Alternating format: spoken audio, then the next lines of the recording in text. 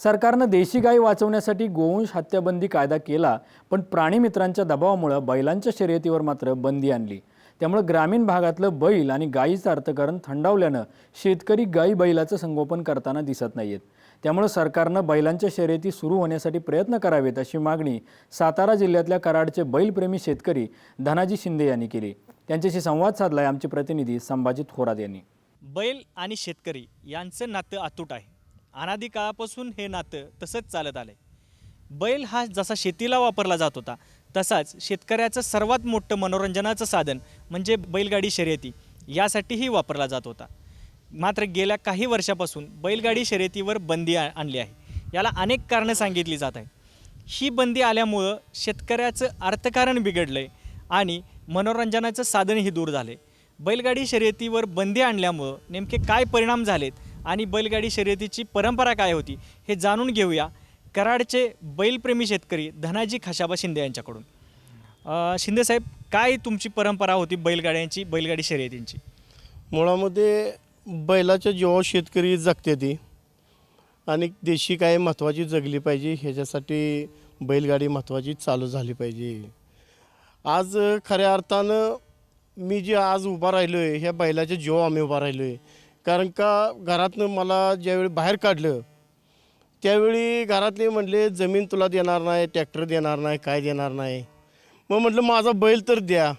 माझे बैल दिलं, देशी गाय दिले 4-5।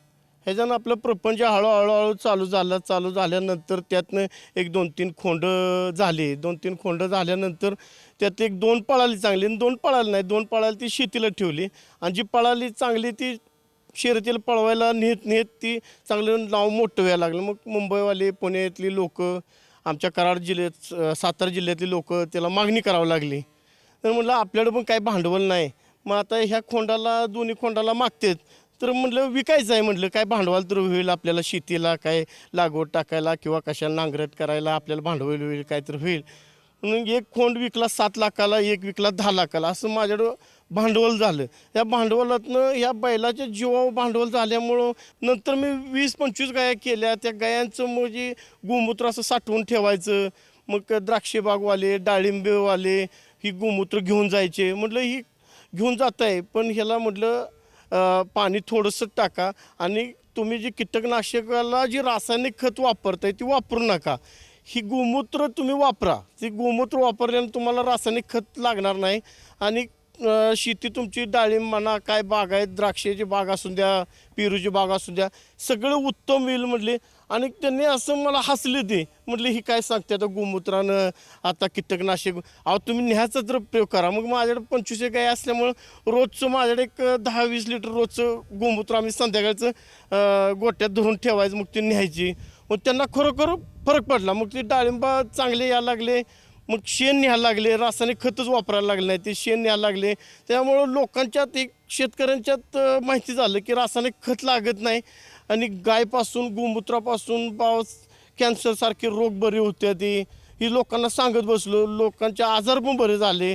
आणि दुधापासून आईचं दूध पण कमी पडेल एवढं त्या देशी गाय, जेवढं दुधाची ताकद आहे की नाही साहेब, सांगायचं त्याला लय ताकद आहे। लहान मुलांना आजारी पडलं ती दूध पाजा तुम्ही, त्याची ताकद। त्याच्यासाठी आमची एक बैलगाडी शर्यती चालू व्हाव्या आणि बैलगाडी शर्यती चालू जर झाल्या तरच हे आपली देशी गाय वाचेल। आज सरकार म्हणतंय काय गोहत्या थांबवा, गोहत्या थांबली पाहिजे हे आमचं प्रामाणिक मत आहे। कारण त्याच्या जीवा आमचं भांडवल झाले, त्या बैलाच्या जीवा आम्ही जगतो, त्या देशी गायच्या जीवा आम्ही जगतो आणि गोहत्या थांबलीच पाहिजे। कारण बैल कापला नाही पाहिजे, देशी गाय कापली नाही पाहिजे, बैलांचा छळ नाही झाला पाहिजे। प्राणीमित्रवाले म्हणतात बैलांचा छळ होतो।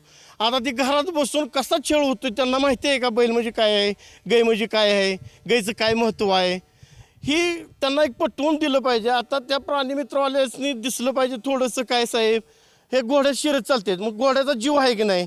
मग घोड्याचा जीव आहे, घोड्याचा गोमूत्र पिऊन कॅन्सर बरा होत नाही, पण आमची एक देशी गायचं गोमूत्र पिल्यानंतर कॅन्सर बरा होतो। ह्यासाठी आमची एक बैलगाडी शर्यती चालू झाल्या पाहिजे। मुळात ही शेतकऱ्यांच्यावर एक मोठा अन्याय झाला आहे आणि हा अन्याय ही सहन करण्यासारखे शेतकऱ्यांना नाही। कारण शेतकरी कुठं जाऊ शकत नाही हो, प्राणीमित्रवाले हुशार आहेत, शेतकरी काय एवढे हुशार आहेत काय?